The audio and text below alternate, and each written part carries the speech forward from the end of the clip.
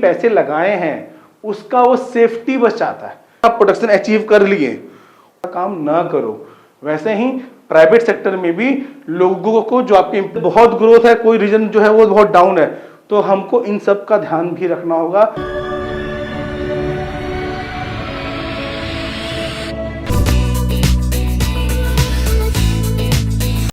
Hello everyone, चलिए आज chapter start करने जा रहे हैं। ये हमारे कमर्शियल स्टडीज क्लास 10 आईसीएसई का चैप्टर 1 है और इसका नाम है stake holder in commercial organisation. ठीक है, तो सबसे पहले इस चैप्टर स्टार्ट करने से पहले हम लोग ये चीज समझ लेते हैं कि स्टेक होल्डर होता क्या है। तो सिंपल समझो में समझा जाए तो स्टेक होल्डर वो लोग होते हैं जो किसी भी ना किसी तरीके से आपके ऑर्गेनाइजेशन से जुड़े हुए होते हैं, या फिर उनको आपके बिजनेस में कुछ इंटरेस्ट होता है, कुछ स्टेक होता है। स्टेक का मतलब ही हो गया इंटरेस्ट, मींस जिनको भी आपके बिजनेस में इंटरेस्ट है वो आपके कंपनी के क्या कहलाएंगे, स्टेक होल्डर्स। ठीक है, अब आते हैं इसका डेफिनेशन समझते हैं अच्छे से हम लोग। The term stakeholder has develop from the word stake. देखो ये वर्ड कहां से आया है, स्टेक से आया है। ठीक है, स्टेक विच मीन्स इंटरेस्ट और एक्सपेक्टेड बेनिफिट। इसका मतलब क्या हो गया, या तो उनको आपके ऑर्गेनाइजेशन में कुछ इंटरेस्ट है या उनका कुछ एक्सपेक्टेशन है, आपसे कुछ बेनिफिट का एक्सपेक्टेशन है। ठीक है, stake holder means all those individuals, वो सारे इंडिविजुअल्स, ग्रुप्स और institution which have a stake in the functioning and performance of a commercial organisation. मतलब समझ में आया क्या? स्टेक होल्डर मीन्स वो सारे लोग, वो इंडिविजुअल्स हो, चाहे ग्रुप्स हो, चाहे इंस्टीट्यूशन हो, जिनका आपके ऑर्गेनाइजेशन के फंक्शनिंग में और परफॉर्मेंस के में क्या था, स्टेक होता है, उन्हीं को बोलते हैं स्टेक होल्डर्स। ठीक है, a person is said to be a stakeholder when that person has an interest in the organisation. Means हम लोग उन सारे लोगों को आपके कंपनी का स्टेक होल्डर बोल सकते हैं जिनका आपके कंपनी में क्या है, इंटरेस्ट है।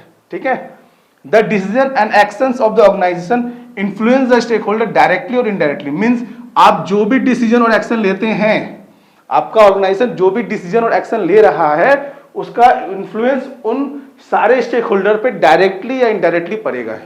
ठीक है, मींस अगर आप जो भी डिसीजन ले रहे हो, जो भी चेंजेस कर रहे हो, इसका प्रभाव आपके स्टेक होल्डर्स पे पड़ेगा, क्योंकि वो आप लोगों से कुछ एक्सपेक्टेशन ला के बैठे हुए हैं ना। तो वो प्रभाव से क्या क्या हो सकता है वो समझते हैं। देखो, तो जो इम्पैक्ट होगा ना, वो इम्पैक्ट या तो पॉजिटिव होगा या तो नेगेटिव होगा। हो सकता है ना कि अगर आप कुछ डिसीजन लिए तो उस डिसीजन का इंपैक्ट या तो पॉजिटिव होगा या तो नेगेटिव होगा। तो पॉजिटिव क्या क्या हो सकता है, stake holder provide necessary resources. Stakeholders क्या करते हैं, हम लोग को नेसेसरी रिसोर्सेज प्रोवाइड करते हैं, like finance, labour, raw material, machinery. Stakeholder provide necessary resources like finance, labour, raw materials and machinery.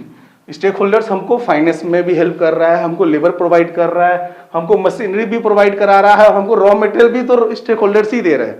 ठीक है, they help sell and distribute product.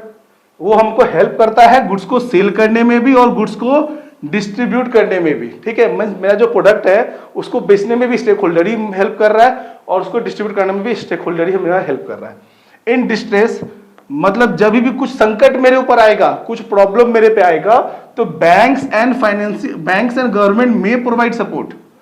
समझ में आया क्या बोल रहा है, कि अगर जब भी मेरे को कुछ प्रॉब्लम आएगा तो यही स्टेक होल्डर्स होंगे जो मेरे को सपोर्ट करेंगे। गवर्नमेंट और बैंक मेरे को फाइनेंस से सपोर्ट करेगा या किसी भी कारण से सपोर्ट करेगा।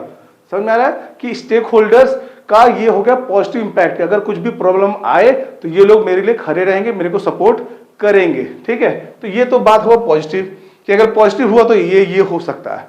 अब नेगेटिव इंपैक्ट क्या पड़ेगा, स्टेक होल्डर्स में ब्लॉक और interrupt functioning when expectations are disregarded. क्या बोल रहा है कि अगर उनका एक्सपेक्टेशन पूरा नहीं होगा, अगर उनका एक्सपेक्टेशन पूरा नहीं होगा तो क्या हो सकता है, वो लोग हमको मेरे काम में इंटरप्ट लगा सकते हैं या फिर मेरे को रुकावट पैदा करेंगे कि भाई इसको किसी तरह प्रॉब्लम दो। जैसे अगर लेबर का एक्सपेक्टेशन है कि हमको उनको सैलरी, उनका जो वेजेस है वो इस साल बढ़ाएंगे, लेकिन हमने सैलरी उनका वेजेस इंक्रीज नहीं किया, तो क्या करेंगे, वो लोग धरने पे बैठ जाएंगे, काम नहीं करेंगे, प्रोडक्शन बंद कर देंगे। तो होगा ना कि अगर किसी का एक्सपेक्टेशन टूटता है तो क्या होता है, वो लोग भी कुछ ना कुछ हमारे लिए रुकावट पैदा करते हैं, कुछ प्रॉब्लम पैदा करते हैं। They play a vital role in determining success और failure of a business enterprise. और वो बहुत ही वाइटल रोल प्ले करते हैं उस ऑर्गेनाइजेशन का सक्सेस और फेलियर को लेकर, ठीक है। अगर ऑर्गेनाइजेशन सक्सेस होगा तो उसमें भी स्टेक होल्डर का योगदान होगा, और अगर फेल होगा तो उसमें भी स्टेक होल्डर्स का योगदान रहेगा। समझ में आ रहा है कि स्टेक होल्डर का बहुत पॉजिटिव इंपैक्ट भी रहने वाला है और निगेटिव भी रहने वाला है। पॉजिटिव में क्या रहने वाला है कि अगर कभी प्रॉब्लम में फंसे, कभी प्रॉब्लम हुआ, संकट में पहुंचे, तो वो लोग मेरे को सपोर्ट करेंगे, नहीं भाई इसको निकाल लो।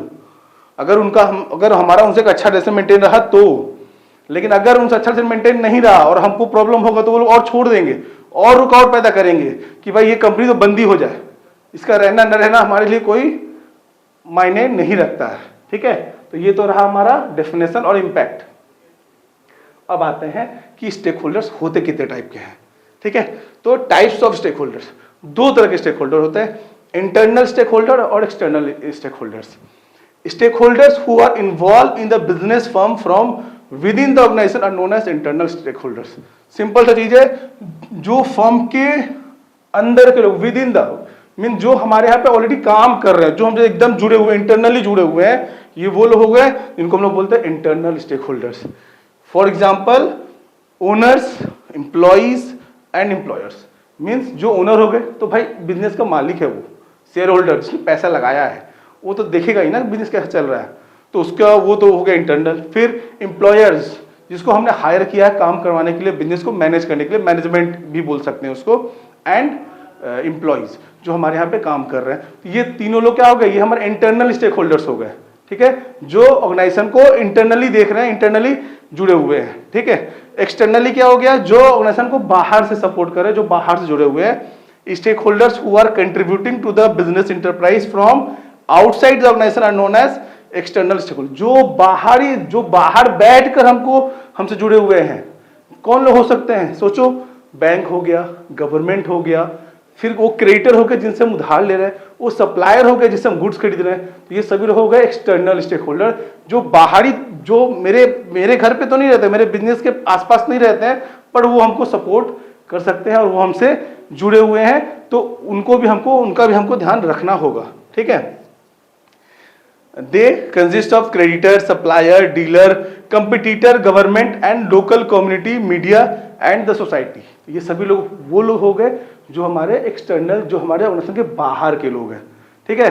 तो चाहे ऑर्गेनाइजेशन के अंदर के लोग हो, इंटरनल हो, चाहे एक्सटर्नल हो, हमको उन सभी लोग को देख रेख के चलना होगा, सभी का एक्सपेक्टेशन भी पूरा करते रहना होगा, ठीक है। आगे बढ़ते हैं कि इंटरनल में कौन कौन हो गए, जो मेन चीजें उन पर ध्यान देते हैं। जैसे हो गए shareholders, shareholder as owner supply capital and have an important stake in the company. Simple है भाई, शेयर होल्डर नहीं रहेंगे तो कंपनी चले कैसे, वही लोग तो बैकबोन है, पैसा तो वही लगा रहे हैं, उनके वजह से तो बिजनेस खड़ा है, ठीक है। तो वो तो मेन हो ही गए। They assume the risk of business and participate in the profit and overall management of the company. They assume the risk of business, वो बिजनेस के लिए रिस्क ले रहे हैं, पैसा लगा रहे हैं ना, रिस्क ले रहे हैं कि बिजनेस चलेगा तो उनको फायदा होगा, नहीं चला तो लॉस भी हो सकता है, तो वो लोग रिस्क ले रहे हैं और उसके बदले में क्या ले रहे हैं, प्रॉफिट ले रहे हैं, ठीक है। तो और ये लोग क्या, और हमारे मैनेजमेंट में भी जुड़े हुए रह सकते हैं। देखो शेयर होल्डर चाहे उनका मन कि भाई जिसका वो चाहे तो मैनेजमेंट में रह सकते हैं, नहीं चाहे तो नहीं भी सकते, किसी को हायर कर सकते हैं, तो ये वो लोग हो गए जो शेयर होल्डर होते हैं। अब आते हैं नेक्स्ट, एम्प्लॉयर। एम्प्लॉयर कौन होता है, employer is an individual, company और organization that offer employment opportunities to individual usually in exchange of labour service और skill. As an employer they hire and engage employers to perform specific tasks or roles within their organization। तो कोई employers कौन हो गए, employer is an individual company, कोई individual company भी हो सकता है। फिर organisation that offer employment opportunities to individuals, mean जो बाहरी लोगों को एम्प्लॉयमेंट अपॉर्चुनिटी दे रहा है, ठीक है। एम्प्लॉयर कौन है, जो किसी को हायर कर रहा है। हम अपने ऑर्गेनाइजेशन किसी को रखे होंगे ना जो लोगों को हायर करता होगा, जो बिजनेस को मैनेज कर रहा है, तो ये लोग हो गए जो एम्प्लॉयर्स होते हैं, ठीक है। As an employer they hire and engage employers to perform specific task और roles within their organization, जो लोगों को हायर करते हैं और उनको एक स्पेसिफिक रोल देते हैं कि भाई तुमको ये काम करना होगा, ठीक है। अब आते हैं नेक्स्ट, एम्प्लॉइज। एम्प्लॉइज कौन हो गए, तो एम्प्लॉइज वो लोग हो गए जो हमारे ऑर्गेनाइजेशन अंदर में काम कर रहे हैं, जिनको हमने हायर किया है, भाई तुम्हें को ये काम करना है, ठीक है। Employees both managers and worker provide the physical and mental effort required for successful working of the enterprise। Employees means कौन हो गए, या तो वर्कर या तो मैनेजर। ये वो लोग होते हैं जो अपना फिजिकल और मेंटल एफर्ट लगाते हैं, जो अपना मेहनत भी कर रहे हैं, जो दिमाग भी लगा रहे हैं, सब कुछ एफर्ट दे रहे हैं कि जिससे ऑर्गेनाइजेशन क्या हो सक्सेसफुल हो पाए। ठीक है, their stake is also very crucial for the regular and smooth functioning of the enterprise. और उनका स्टेक, उनका इंटरेस्ट हमारे लिए बहुत इंपॉर्टेंट है ऑर्गेनाइजेशन को स्मूथली रन करने के लिए। ठीक है, शेयर होल्डर, ओनर, एम्प्लॉयर्स जो ऑर्गेनाइजेशन को मैनेज कर रहे हैं, जो लोगों को हायर कर रहे हैं कि एम्प्लॉइज हायर कर रहे हैं कि भाई तुमको ये रोल स्पेसिफिक रोल करना है, और एम्प्लॉइज वो लोग हो गए जिनको हमने हायर किया था, और उनका बहुत बड़ा रोल रहता है क्योंकि अगर वो सही से काम नहीं करेंगे तो ऑर्गेनाइजेशन को के सक्सेसफुल में बहुत ज्यादा रुकावट आएंगे। ठीक है, अब आते हैं next, external stake holders. Internal तो समझ गए हम लोग, अब एक्सटर्नल कौन होते हैं, जो बाहर के लोग। सबसे पहले सप्लायर। सप्लायर कौन होते हैं, जिनसे हम लोग गुड्स खरीदते हैं, जो हमको रॉ मटेरियल सप्लाई करते हैं। A supplier is an individual और entity that provides goods, product और सर्विसेज टू अनदर बिजनेस और ऑर्गेनाइजेशन। समझ में आया ना? सप्लायर वो लोग हो गए जो किसी दूसरे ऑर्गेनाइजेशन को, किसी दूसरे बिजनेस को रॉ मटेरियल, प्रोडक्ट या फिर सर्विस सप्लाई कर रहे हैं। ठीक है, Establishing reliable supplier relationship is essential for maintaining a smooth and efficient flow of goods and services within a business। अगर हम लोग एक अच्छा रिलेशन मेंटेन करेंगे अपने सप्लायर से, तो मेरे को जब भी नीड होगा रॉ मटेरियल का, अपने प्रोडक्ट का, वो मेरे को स्मूथली सप्लाई करते रहेगा।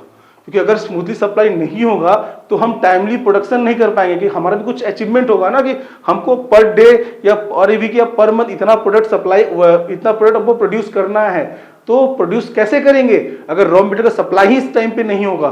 तो हमको अपने सप्लायर से एक अच्छा रिलेशनशिप बिल्ड करके रखना होगा, जिससे हमारा जो प्रोडक्ट है वो स्मूथली हमारे पास आ जाए, हमारा जो रॉ मटेरियल है स्मूथली आ जाए, जिससे हम अपना जो प्रोडक्शन है वो स्मूथली कर सके। फिर एक क्रेडिटर वो लोग होते हैं जिनसे हम उधार लेते हैं। ठीक है, तो क्रेडिटर का भी बहुत ज्यादा इंपॉर्टेंट स्टेक है और उनका एक्सपेक्टेशन भी बहुत इंपॉर्टेंट है मेरे लिए। समझते हैं, एन इंडिविजुअल और entity to whom money is owed, जिससे हमने उधार लिया है। व्हेन समवन बोरोज मनी और buy goods on credit they become a debtor and the entity provide the money और goods become the creditor. Mean जिससे हम उधार में गुड्स खरीदते हैं, जिससे उधार में गुड्स खरीद रहे हैं, तो वो मेरे क्या बन गया, क्रेडिटर, और उसके लिए हम क्या बन गए, डेटर। ठीक है, समझ में आया?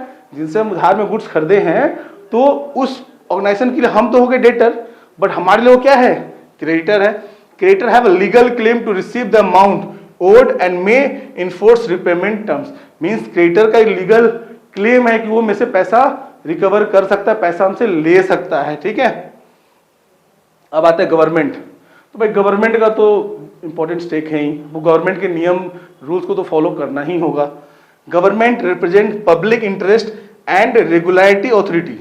गवर्नमेंट क्या रिप्रेजेंट कर रहा है, पब्लिक इंटरेस्ट, कि हमको पब्लिक का भी ध्यान रखना होगा, and regulatory authority oversees business activities to ensure compliance with law, regulation and industry standard. Means जो भी हमारे देश का लॉ है, हमारे इंडस्ट्री का जो रूल्स है, नॉर्म्स है, उनको हमको फॉलो करना होगा। गवर्नमेंट ने जो रूल्स बनाए हैं, जो लॉज बनाए हैं, जो इंडस्ट्री रूल्स बनाए हैं, हमको उस सभी चीजों का पालन करना होगा।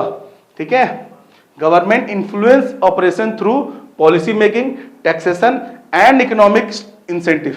Government influence operation through policy making, taxation and economic incentive. Means government का क्या क्या इन्फ्लुएंस रहता है, पॉलिसी मेकिंग, सारे पॉलिसी हमारे कंट्री के लिए वही बनाते हैं, टैक्सेशन पॉलिसी भी वही बनाते हैं कि कितना टैक्स हमको देना होगा, एंड इकोनॉमिक इंसेंटिव्स। ठीक है, तो ये मेरा गवर्नमेंट का रोल हो गया। अब आते हैं सोसाइटी। सोसाइटी क्या होता है, सोसाइटी मीन्स हो गया ना कि हम जहां पे मेरा ऑर्गेनाइजेशन है, जिस एरिया में हम काम कर रहे हैं, तो उस एरिया, वो जो पूरा एरिया है ना, जो पूरा स्टेट है या फिर पूरा जो सिटी है, वो हो गया मेरा सोसाइटी। तो हमको सोसाइटी को भी बदले में कुछ देना होगा। सोसाइटी हमको बहुत कुछ दे रहा है, तो बदले में हमको सोसाइटी के बारे में भी सोचना होगा। The broader community affected by a companies operation. ठीक है, it includes customers, employees, local communities and the general public. मतलब क्या कहता है, broader community affected by companies operation, मतलब वो सारे लोग जो कंपनी के ऑपरेशन से अफेक्ट हो रहे हैं, जिस एरिया में कंपनी ऑपरेट हो रहा है, तो उसके कारण जितने भी लोग अफेक्ट हो रहे हैं, एग्जाम्पल हो गए कस्टमर्स जो गुड्स खरीद रहे हैं, एम्प्लॉइज जो हमारे यहाँ पे काम कर रहे हैं, लोकल कम्युनिटीज जो उस एरिया के लोकल कम्युनिटीज है, एंड अदर जनरल पब्लिक और जो बाकी लोग हैं, ये लोग क्या हो गए मेरे सोसाइटी के पार्ट हो गए। Business have a responsibility to consider social impact including environmental sustainability and ethical practices and corporate social responsibility. Means हमको उस सोसाइटी के बारे में भी सोचना होगा। हमारा जो कॉर्पोरेट सोशल रिस्पॉन्सिबिलिटी है एज अ ऑर्गेनाइजेशन की, उस एरिया के लोगों को कुछ प्रॉब्लम ना हो। अगर हम जिस एरिया में काम कर रहे हैं उसको बदले में हम भी कुछ दें, क्योंकि उसी सोसाइटी से हम सब कुछ ले रहे हैं, तो रिटर्न में भी हमको कुछ देना होगा। ठीक है, सारी चीजों को ध्यान देना होगा जिससे हमारे कारण उनको कुछ हार्म ना हो। ठीक है, तो ये हो गए मेरे एक्सटर्नल स्टेक होल्डर्स। चलिए अब समझते हैं एक्सपेक्टेशन ऑफ एम्प्लॉयर्स, कि सबका एक्सपेक्टेशन क्या रहता है आपके ऑर्गेनाइजेशन के साथ। ठीक है, जैसे हमने समझ लिया ना इंटरनल कौन होते हैं, एक्सटर्नल कौन होते हैं। अब हमको समझना है कि इनका एक्सपेक्टेशन क्या है, क्योंकि हमको सबका एक्सपेक्टेशन तो पूरा करना होगा, सबके एक्सपेक्टेशन का ध्यान रखना होगा, तब जाके हम सक्सेसफुल होंगे। ठीक है, तो एम्प्लॉयर्स का क्या क्या एक्सपेक्टेशन रहता है समझते हैं। पहला क्या है, safety of capital contributed. Means उसने जितने भी पैसे लगाए हैं उसका वो सेफ्टी बस चाहता है कि जो मेरा पैसा जो बिजनेस में लगा है उसमें कोई प्रॉब्लम ना आए, वो पैसा मेरा ना डूबे। तो सबसे पहला तो उसको अपने पैसे को लेकर चिंता है। तो हमको ये भी ध्यान रखना है कि जो भी मेरे शेयर होल्डर्स हैं उनका पैसा को हमको सेफ रखना है। ठीक है। फिर नेक्स्ट पॉइंट क्या हो गया, fair and regular return as a dividend on capital. Mean जितना पैसा उसने लगाया है, जितना पैसा हमारे शेयर होल्डर हमारे एम्प्लॉयर्स ने लगाया है, हमको उनको रिटर्न भी देना होगा ना उतना, जिससे वो और भी लोग अट्रैक्ट हो हमारे ऑर्गेनाइजेशन को लेकर कि लोग पैसा क्यों लगाते हैं किसी के बिजनेस में, कि उनको वहां से एक फेयर रिटर्न मिले। तो सेकंड एक्सपेक्टेशन है कि उनको एक फेयर रिटर्न मिले। फिर capital appreciation in value of investment. फिर क्या बोला, कैपिटल एप्रिसिएशन भी मिले कि जितना पैसा लगाए हैं वो पैसा उतना ही ना रहे, वो भी बढ़ते रहे।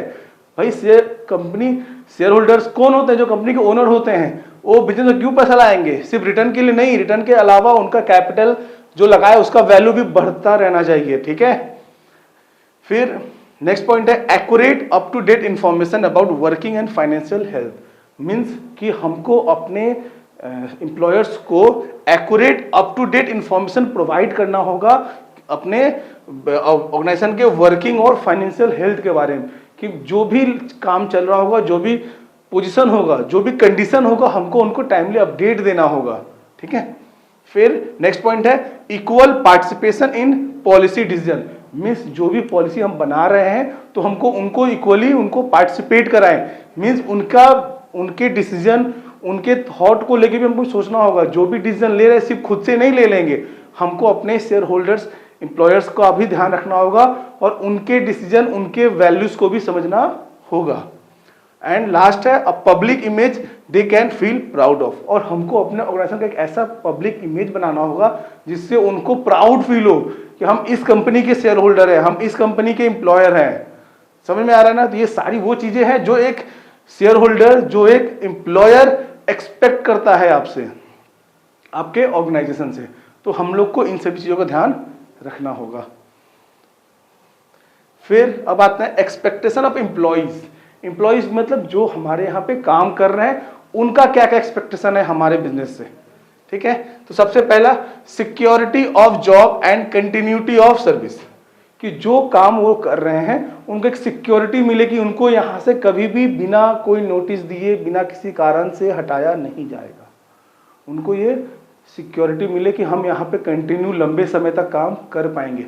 लोग गवर्नमेंट जॉब की तरफ क्यों प्रेफर करते हैं, क्यों जाते हैं, लोग इतना मेहनत करके गवर्नमेंट एग्जाम क्यों क्रैक करते हैं, क्योंकि वहां पे कंटिन्यूटी का सिक्योरिटी रहता है कि भाई अगर आप घुस बिजनेस में इस जगह पे ज्वाइन कर लिए तो आपको 40 साल तक कोई यहाँ से नहीं हटाने वाला जब तक आप कुछ ऐसा काम ना करो। वैसे ही प्राइवेट सेक्टर में भी लोगों को, जो आपके एम्प्लॉइज हैं, उनको एक सिक्योरिटी अगर मिल जाए कि उनका जो सर्विस है वो कंटिन्यू रहने वाला है, तो वो लोग और भी मेहनत करके और भी अच्छे से काम करेंगे। फिर नेक्स्ट पॉइंट है fair remuneration, wages and salary. उनको एक फेयर रेम्युनरेशन दे। फेयर रेम्युनरेशन मीन्स जितना उनसे हम लोग ले रहे हैं ना, जितना उनसे काम करा रहे हैं, उनको उस तरफ से रिटर्न भी दें। हमको उनका ध्यान रखना होगा ना कि उनके भी कुछ एक्सपेक्टेशन है, वो भी कुछ सोच रहे होंगे, तो टाइमली वेजेस इंक्रीमेंट दें। ठीक है। तो ये सब चीज़ों का हमको ध्यान रखना होगा। नेक्स्ट पॉइंट है safe and comfortable working environment means पैसे तो सही से दें, लेकिन उसके साथ साथ हमको उनको एक अच्छा वर्किंग कंडीशन भी देना होगा जहाँ पे वो सेफली काम कर पाए, सेफ फील कर पाए कि हाँ यहाँ पे अगर काम कर रहे हैं तो मेरे जॉब का भी सिक्योरिटी है, मेरे को कोई हटाएगा भी नहीं, मेरे को अच्छा पैसा भी मिल रहा है, और दूसरा यहाँ पे वर्किंग कंडीशन बहुत अच्छा है। ठीक है, तो हमको वर्किंग कंडीशन का भी ध्यान रखना होगा। Next point, welfare facilities like housing, medical care, social security means हमको वेल्थफेयर फैसिलिटी भी देना होगा ना कि भाई अगर कुछ प्रॉब्लम हो, किसी का तबीयत खराब हो तो उनको हेल्थ फैसिलिटी मिले, रहने के लिए हम लोग उनको हाउसिंग प्रोवाइड करवाएं, तो इन सब चीज़ों का भी उनको ध्यान रखना होगा। फिर नेक्स्ट पॉइंट है opportunities for education, promotion and career growth. हमको उनको ये दिखाना होगा कि अगर आप हमारे यहाँ पे काम कर रहे हो तो बहुत यहाँ पे अपॉर्चुनिटी है, हम भी जितना आप मेरे बारे में सोच रहे हो हम भी आपके बारे में उतना सोचेंगे, हम आपको एडुकेट भी करेंगे, आपको ट्रेनिंग भी देंगे और आपको यहाँ पे कैरियर ग्रोथ भी करवाएंगे। तो उनका ये एक्सपेक्टेशन रहता है कि जिस ऑर्गेनाइजेशन में जुड़े हुए हैं, जहाँ पे काम कर रहे हैं, हमेशा वहीं पे ना हम उनसे ऊपर भी जाए, मेरा ग्रोथ हो। ठीक है, नेक्स्ट पॉइंट है opportunity to participate in profit and management. अगर हम उनको अपने मैनेजमेंट में भी थोड़ा सा लेकर आए, हम अपने प्रॉफिट का भी कुछ पार्ट उनको दे। जैसे अगर हम अपने एम्प्लॉयज को ये अनाउंस करें कि अगर हम लोग इतना प्रोडक्शन अचीव कर लिए ना तो हमको प्रॉफिट जो होगा हमारा इतना होने लगेगा। तो अगर हमारा प्रॉफिट इस लेवल तक पहुंचा तो सबको हम लोग बोनस देंगे, अपने प्रॉफिट का कुछ शेयर सबको देंगे। तो जितने भी इंप्लॉइज है ना वो और भी ज्यादा मेहनत और भी अच्छे तरीके से आपके साथ काम करेंगे। ठीक है, फिर है quick and fair redressal of grievances. Grievances मतलब अगर कोई भी किसी का कुछ शिकायत आए तो उसको हम लोग सॉल्व करें। ठीक है, protection of trade union right, और जो हमारे ट्रेड यूनियन का राइट्स है उसको भी हम प्रोटेक्ट करें, जिससे वो लोग को सेफ्टी फील हो कि हाँ ये ऑर्गेनाइजेशन है जो हमारे इन सभी चीजों का ध्यान रखता है। अब आते हैं हम लोग next point, expectation of supplier. Employer का समझ गया, ओनर का समझ गया भाई उनको क्या क्या चाहिए, उनको पैसे का सेफ्टी चाहिए था, फेयर रिटर्न चाहिए था, ठीक है, कैपिटल एप्रिसिएशन चाहिए था, जो भी चल रहा है उसको अप टू डेट इंफॉर्मेशन चाहिए था। वैसे और सेम जब एम्प्लॉयज का बात किए तो एम्प्लॉयज को क्या क्या चाहिए था कि फेयर वेजेस चाहिए था, एक सिक्योरिटी चाहिए था कि जॉब मेरा यहाँ पे रहे, जॉब मेरा यहाँ से ना हटे, वर्किंग कंडीशन सेफ चाहिए था। फिर अगर कंपनी ग्रोथ करे तो उनका भी ग्रोथ हो, उनको भी हम लोग ट्रेनिंग दे, प्रॉफिट का कुछ अगर शेयर भी दे, बोनस दे जैसे, तो वो लोग और भी अच्छे से काम करेंगे। वैसे अगर हम बात करें सप्लायर का तो सप्लायर के भी कुछ एक्सपेक्टेशन होंगे। क्या क्या है, पहला fair prices for supplies. Fair prices of supplies mean जो प्रोडक्ट हम आपको सप्लाई कर रहे हैं आप हमको उसका फेयर पैसा दो। समझ में, अगर आपको हम 100 रुपए का सामान दिए तो आप मेरे को 100 रुपए ही दो, मतलब फेयर प्राइसेस मीन ज्यादा ऐसा बार्गेनिंग नहीं करना है कि सप्लायर आपको दोबारा देने से पहले सोचे। उसके पास बहुत सारे लोग हैं ना जो सप्लाई करना है, और कोई ऐसा पार्टी है जो बहुत बार्गेनिंग करता है कि नहीं हम 100 नहीं देंगे, हम 90 देंगे, हम 80 देंगे, तो हम उनको उसको लास्ट में होता है ना कि जब मेरे पास गुड्स बचा हो तो ही उसको सप्लाई करेंगे, क्योंकि उनको पता है यहाँ पे सही पैसा नहीं मिल पा रहा है। तो लेकिन हमको ऐसा नहीं करना, हमको उसके साथ एक फेयर प्राइसेस डील करना है, जिससे वो मेरे को दोबारा भी जब वो गुड्स दरकार हो तो बिना सोचे समझे मेरे को गुड्स सप्लाई करे। Next point, regular and timely payment according to credit terms.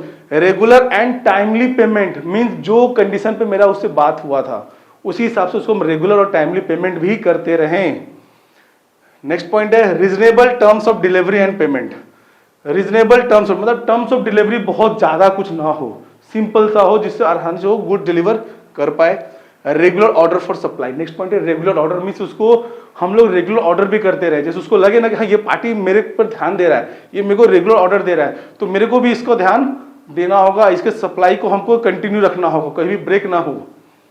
Next point, correct information about the companies financial position. और हमको अपने फाइनेंशियल पोजीशन के बारे में भी उसको करेक्टली इन्फॉर्मेशन देना होगा, जिससे मतलब ये समझो कि कोई भी अगर सप्लाई को गुड्स दे रहा है तो उसको ये पता होगा कि कंपनी का पोजीशन कैसा है। ठीक है, अगर हम उससे क्रेडिट में सामान मांगेंगे तो उसको पता होना चाहिए कि कंपनी मेरा पैसा दे पाएगा कि नहीं दे पाएगा। तो हमको अपने फाइनेंशियल हेल्थ के बारे में, फाइनेंशियल पोजीशन के बारे में उसको टाइमली इन्फॉर्म करना होगा। लास्ट पॉइंट है healthy and cooperative inter business relationship.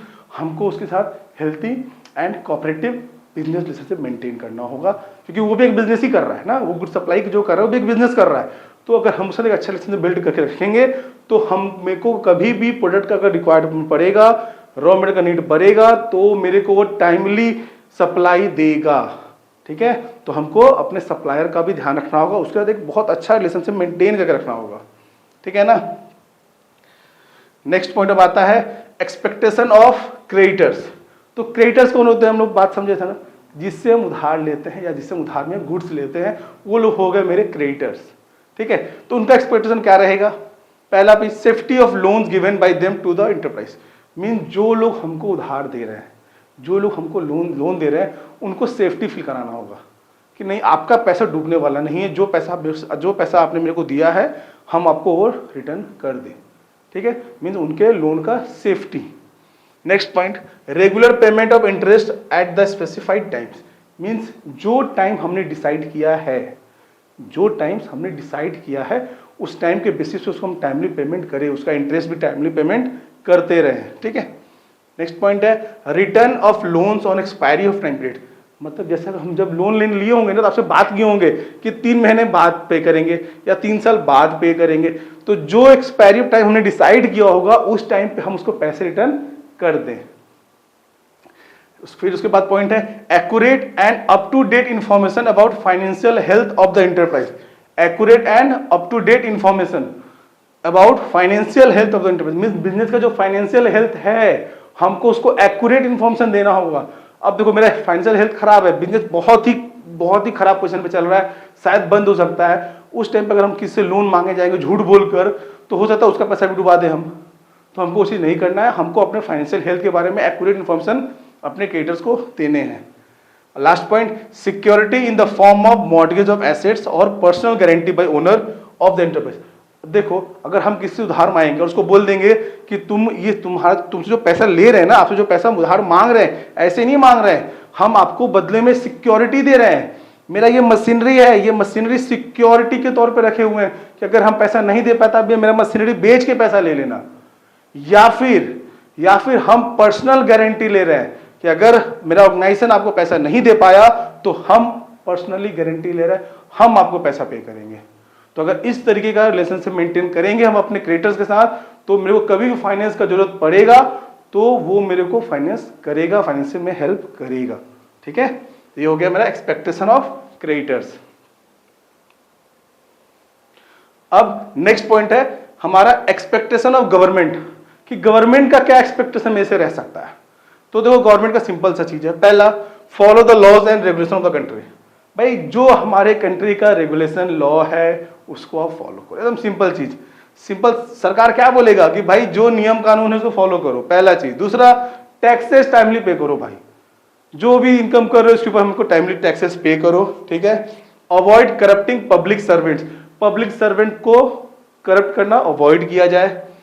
Proper use of square national resources, जो हमारे देश के जो नेशनल रिसोर्सेज जो स्केयर मतलब जो लिमिटेड है उनका प्रॉपर यूज करें, उनका हम लोग मिसयूज ना करें, प्रॉपर यूज करें। Next point, to assist in solving national problem like poverty, unemployment, unbalance regional growth etcetera. To assist in solving national problem, जो हमारे देश का नेशनल प्रॉब्लम है, लाइक पॉवर्टी गरीबी, unemployment, unbalance regional growth. Unemployment में यहाँ पे बहुत लोगों को एम्प्लॉयमेंट नहीं मिलता है। अनबैलेंस रीजनल ग्रोथ मीन्स किसी रीजन बहुत ग्रोथ है, कोई रीजन जो है वो बहुत डाउन है। तो हमको इन सब का ध्यान भी रखना होगा जिससे मेरा सभी चीजों में डेवलपमेंट हो। हम एम्प्लॉयमेंट दें, एम्प्लॉयमेंट जनरेट करें, पॉवर्टी दूर करें, वो रीजन जो थोड़ा अनडेवलप है वहां पे जाके फैक्ट्री सेटअप करें कि वहां के रीजन का भी डेवलपमेंट हो जाए। ये सब चीज गवर्नमेंट एक्सपेक्ट करेगा ऑर्गेनाइजेशन से। And last point, to avoid monopoly and concentration of economic power, कि भाई आप मोनोपोली बनने का कोशिश ना करो। मोनोपोली मीन्स कि हम ही इस मतलब अगर किसी तरह का मार्केट में हम जुड़े हुए हैं, जैसे अगर हम डिजिटल बोर्ड हम लोग बना रहे हैं तो हम ऐसा ना करें कि मेरे से अलावा कोई ये बोर्ड बना ही ना पाए। तो हमको मोनोपोली मार्केट नहीं करना है, एक कॉम्पिटिटिव मार्केट रखना है। ठीक है। और अब लास्ट एक्सपेक्टेशन है हमारा एक्सपेक्टेशन ऑफ सोसाइटी, कि सोसाइटी का क्या एक्सपेक्टेशन। सोसाइटी को हमने समझा ना, सोसाइटी क्या होता है। सोसाइटी जिस एरिया में हम लोग काम कर रहे हैं वो सारे लोग, वहाँ के हम कस्टमर, डेटर, कंपटीटर, सब लोगों की सोसाइटी। तो फर्स्ट पॉइंट क्या है, to protect the environment from all types of pollution. Society क्या चाहेगा कि भैया आप जो भी काम कर रहे हो हमारे एरिया को पॉल्यूट मत करो, हमारे एरिया को पॉल्यूशन फ्री रखना है आपको। आप जिस तरीके से भी काम करो, अगर आपके प्रोडक्शन से पॉल्यूशन हो रहा है तो उसका भी आप निवारण रखो, उतने पेड़ लगाओ जिससे हमारा पॉल्यूशन ना हो, ठीक है। To protect the environment from all types of pollution, सभी तरह के पॉल्यूशन से प्रोटेक्ट करना। Next point, to produce socially desirable products in accordance with the national interest and priorities. क्या बोला? To produce socially desirable product, मतलब हमको ऐसा प्रोडक्ट बनाना है जो डिजायरेबल, सोशली डिजायरेबल प्रोडक्ट हो accordance with the national interest, जिससे हमारा नेशनल का इंटरेस्ट और प्रायोरिटी को देखते हुए हमको बनाए, ठीक है। Next point, to help weaker section of society by giving them preference in employment and other fields. जो वीकर सेक्शन है, वो जगह लोग जो थोड़े गरीब हैं, उनको हम अपॉर्चुनिटी दें एज एम्प्लॉयमेंट की, भाई आप आओ हमारे यहाँ पे काम करो, जिससे उनका ग्रोथ हो सके।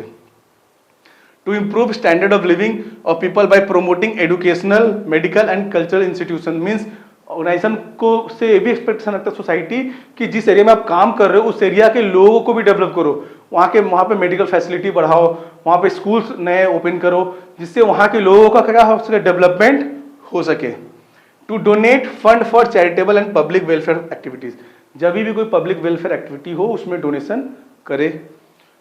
To preserve social and cultural values, जो उस एरिया का सोशल और कल्चरल वैल्यूज है उसका ध्यान में रख के हम काम करें, हम कल्चरल वैल्यूज को नष्ट न करें। और लास्ट पॉइंट है, to respect human rights including rights of women and children. Mean हमको ह्यूमन राइट्स का भी ध्यान रखना होगा।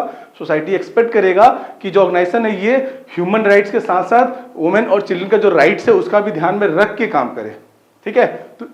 तो ये सारे हो गए हमारे एक्सपेक्टेशन। अब आते हैं हम लोग आगे,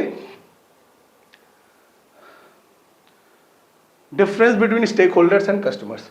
अब तक हमने क्या क्या सीखा है? अब तक हम लोग सीखे हैं कि स्टेक होल्डर होता क्या है, ठीक है। फिर हमने क्या सीखा कि स्टेक होल्डर से कितने टाइप होते हैं, उनका इम्पैक्ट क्या होता है, फिर वो सारे स्टेक होल्डर्स जो इंटरनल और एक्सटर्नल है उनका हमसे क्या एक्सपेक्टेशन रहता है।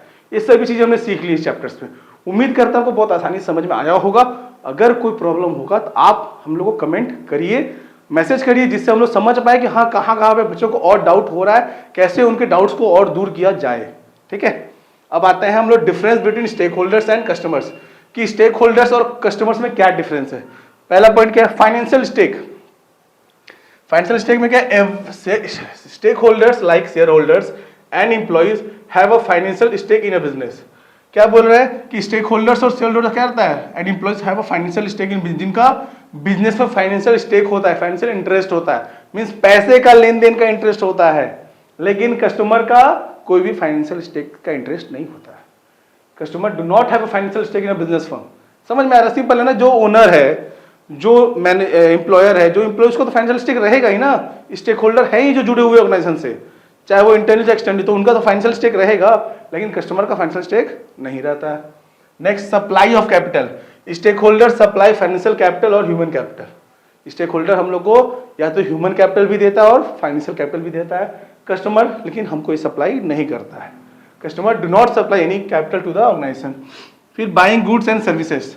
Stake holder do not buy goods और services from the organisation. Stake holder हमसे, मतलब सिंपली सोचो ना, जो ओनर है वो क्यों गुड्स खरीदेगा, तो वो गुड्स नहीं खरीदता है। कस्टमर बाई गुड्स और सर्विस, कस्टमर गुड्स और सर्विसेज बाई करता है ऑर्गेनाइजेशन से। रिस्क टेकिंग, रिस्क कौन लेगा? जो स्टेक होल्डर होगा वही रिस्क लेगा। Stake holder take risk of organisation, customer do not take any risk from the organisation, ठीक है। शेयरिंग ऑफ प्रॉफिट, प्रॉफिट किससे शेयर करेंगे? कस्टमर से करेंगे या नहीं करेंगे? स्टेक होल्डर से करेंगे, जो ओनर है उनसे करेंगे, ठीक है। Stake holder share profit in the form of interest, dividend, wages and salaries. Customer do not share the profit of the commercial organisation. And last point, participation in management. अब simple चीज ना, customer क्यों participate करेगा हमारे management में? तो stake holder such as the owner participate in the management of organisation. Customer do not participate in the management of the organisation. Customer हमारे organisation में पार्टिसिपेट नहीं करता है, ठीक है। अब difference between share holders and customer. Share holders और customers में क्या डिफरेंस होता है? Stake holders, share holders are internal stake holders and customer are external stake holders. Share holders कौन होते हैं? जो इंटरनल स्टेक होल्डर्स होते हैं, और कस्टमर एक्सटर्नल स्टेक होल्डर्स होते हैं, ठीक है। इन्वेस्टमेंट, शेयर होल्डर पैसा इन्वेस्ट करते हैं, कस्टमर पैसा इन्वेस्ट नहीं करते हैं। फिर डिविडेंड, शेयर होल्डर्स को डिविडेंड मिलता है, कस्टमर्स को डिविडेंड नहीं मिलता है, customer do not receive dividend from the company. Risk, share holder undertake risk of loss on the investment made in the company, customer do not undertake risk as they do not invest in the company। क्योंकि customer ने पैसा नहीं लगाया ना business में, तो क्यों risk लेगा, उसका रिस्क कहां से होगा, ठीक है। तो ये हो गया हमारा स्टेक होल्डर्स और कस्टमर्स। अब नेक्स्ट आते हैं हम लोग शेयर होल्डर्स एंड क्रेडिटर्स, कि शेयर होल्डर्स और क्रेडिटर्स में क्या डिफरेंस है। पहला, types of stake holder, share holder internal और क्रेडिटर एक्सटर्नल, क्योंकि वो बाहर के लोग होते हैं, ठीक है। Nature of investor, they invest in the capital of the company, मतलब वो क्या करते हैं बिजनेस में एज अ कैपिटल पैसा इन्वेस्ट करते हैं। They only give loan to the company, मतलब वो हम लोग क्या कंपनी को लोन दे रहे हैं, ठीक है। Degree of risk, they assume greater risk of loss of capital, means share holder का रिस्क ज्यादा होता है कैपिटल में बिजनेस में, और क्रेडिटर का रिस्क कम होता है, क्योंकि उसने जितना लोन दिया सिर्फ उतने का ही रिस्क है। शेयर होल्डर का तो पूरा पैसा बिजनेस में लगा हुआ है ना, तो उसका रिस्क ज्यादा है, लेकिन क्रेडिटर का रिस्क कम होता है। कभी भी अगर बिजनेस डूबेगा ना, तो सबसे पहले हम लोग अपने लोन वालों को, अपने क्रेडिटर को पेमेंट करेंगे, उसके बाद बचा तो के शेयर होल्डर को मिलेगा। पहले हम लोग जिससे उधार लें उनको चुकता करते हैं, इसीलिए क्रेडिटर्स का जो रिस्क होता है वो कंपेरेटिवली कम होता है compare to share holders. Profit sharing, they share in the profit of the company in the form of dividend, हम लोग शेयर होल्डर जो होते हैं वो कंपनी का में प्रॉफिट शेयर करता है as a dividend. They do not share in the profit of the company and receive only interest on their loan. Creditors जो होते हैं उनको उनके साथ कोई प्रॉफिट शेयर नहीं करते हैं, उनको बस जो उन्होंने उधार दिया है, जो उन्होंने लोन दिया, उसके ऊपर उनको इंटरेस्ट पे करते हैं। Membership, they are the member of the company having voting right, share holder का जो होते हैं वो और उसके मेंबर होते हैं और उनका अपना एक वोटिंग राइट होता है, ठीक है। और creditors, they are not member of the company and they have no voting right, creditors का कोई वोटिंग राइट नहीं रहता है। वोटिंग राइट मतलब अगर कभी कोई डिसीजन लेना होता है तो उस समय वोट बाय वोट डिसीजन होता है, तो शेयर होल्डर्स का राइट रहता है, बट कस्टमर्स का राइट क्रेडिटर्स का राइट नहीं रहता है। लास्ट पॉइंट है internal stake holders and external stake holders. They operate from inside the organisation, position क्या होता है, they operate from inside, internal from inside the organisation, external from outside the organisation. Role, they actively participate in the management and working of the organization, they actively participate in the management, जो actively business में management में participate करते हैं। external, they do not participate actively in the management and working of the organization, means जो internal लोग होते हैं, internal stakeholders होते हैं, वो business में participate करते हैं, external participate नहीं करते हैं। constituent, they consist of employers, owners and managers and employees, कौन कौन लोग होते हैं इसमें, इंटरनल में तो हो गए आपके एम्प्लॉयर्स और एम्प्लॉयर्स के अंदर में आ गए ओनर और मैनेजर्स, और एक्सटर्नल में कौन लोग हो गए, supplier, creators, competitor, government and general public. Last है influence, they can directly impact the company's decision and policies, ये डायरेक्टली इम्पैक्ट कर सकता है कंपनी के डिसीजन और पॉलिसीज पे। External, they may have indirect influence on the companies through market forces, public perception और regulatory action, means share holders का internal stake holders का डायरेक्टली इंपैक्ट होता है और इनका इनडायरेक्टली इंपैक्ट होता है। तो बस यहीं तक था हमारा ये चैप्टर कंप्लीट होता है। उम्मीद करता है आपको चैप्टर समझ में आया होगा। तो अगर चैप्टर समझ में आता है तो आप हमारे साथ जुड़े रहिए। हमारा अपना एक ऐप भी है, तो हमारे ऐप में फ्री मटेरियल जो भी हमारा जो नोट्स है ना, ये सारे नोट्स हम लोग अपने ऐप में डालते हैं फ्री मटेरियल में, तो आप जाकर उसको प्ले स्टोर से डाउनलोड कर सकते हैं। ऐप का हमारा नाम है एडिनॉमिक्स, नाम से ही ऐप है प्ले स्टोर पे, आपको एंड्रॉयड प्ले स्टोर में मिल जाएगा, वहां पे जाकर उसको डाउनलोड कर सकते हैं। उसमें हमारे क्लास 10 के सभी चैप्टर से सभी सब्जेक्ट के वीडियो आपको मिल जाएंगे। मैं उसमें कमर्शियल स्टडीज का क्लासेस लेता हूं, तो उसमें आपको कमर्शियल स्टडीज के सारे वीडियोस, चैप्टर वाइज वीडियोस मिलेंगे, प्लस आपको फ्री मटेरियल भी मिलेगा और उसका वर्कशीट भी मिलेगा। वर्कशीट मतलब जिसमें आपको बहुत सारे क्वेश्चंस मिलेंगे सॉल्व करने के लिए, ठीक है। तो अगर आपको ये वीडियो अच्छा लगता है तो हमारे चैनल को सब्सक्राइब करो, हमारे ऐप को डाउनलोड करो। मिलते हैं, तब तक के लिए बाय बाय।